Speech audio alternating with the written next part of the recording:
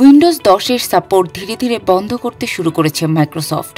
তবুও এখনও অনেক ব্যবহারকারী পুরনো এ অপারেটিং সিস্টেম ছাড়তে চাইছেন না বলে বিভিন্ন জরিপে উঠে এসেছে। প্রযুক্তি বিশেষজ্ঞরা বলছেন 2015 সালে প্রকাশের পর 2025-এ এসে উইন্ডোজ 10 ব্যবহারে অটল থাকার সিদ্ধান্তের পেছনে বিশেষ কিছু কারণ রয়েছে।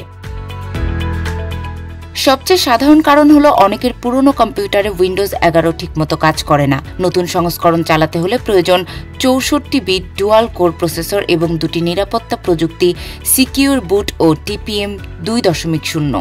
এসব ফিচার মূলত এনক্রিপশন ও নিরাপদ লগইনের জন্য ব্যবহৃত হয়। অনেক ব্যবহারকারীর কাছে উইন্ডোজ 10 একটি পরিচিত ও আরামদায়ক প্ল্যাটফর্ম। বহু বছর ব্যবহারের ফলে এর প্রতিটি ফিচার তাদের কাছে সহজবোধ্য হয়ে গেছে। অন্যদিকে উইন্ডোজ 11-এ টাস্কবার ও স্টার্ট মেনুতে কিছু পরিবর্তন এসেছে, যা শুরুতে কিছুটা অচেনা মনে হতে পারে। তবে একবার অভ্যস্ত হয়ে গেলে উইন্ডোজ 11 দ্রুত ও কার্যকরভাবে কাজ করে। এতে নতুন কিছু সুবিধাও যুক্ত হয়েছে। আরেকটি বড় কারণ হলো উইন্ডোজ 11-এ মাইক্রোসফট কৃত্রিম বুদ্ধিমত্তা অনেক বেশি ব্যবহার করেছে। কোপাইলট নামের AI সহকারী এখন টাস্কবার, সেটিংস, এমনকি পেইন্টের মতো সাধারণ অ্যাপেও যুক্ত রয়েছে। অনেকের কাছে এটি অপ্রয়োজনীয় ও বিরক্তিকর মনে হয়। অনেকে মনে করেন উইন্ডোজ 11-তে তেমন নতুন সুবিধা নেই, শুধু নতুন উইজেট প্যানেল বা রিকল ফিচার তেমন কাজে লাগে না। তবু উইন্ডোজ 11-তে অনেক ছোট কিন্তু দরকারি পরিবর্তন এসেছে। এখন নোটপ্যাডে ট্যাব ও অটোসেভ ফিচার রয়েছে।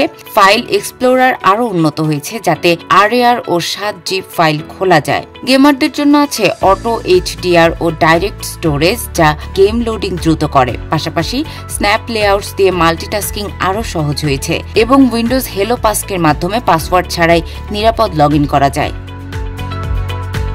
প্রযুক্তি বিশেষজ্ঞদের মতে উইন্ডোজ 10 মাইক্রোসফটের অন্যতম স্থিতিশীল সংস্করণ হলেও এর সময় শেষের পথে।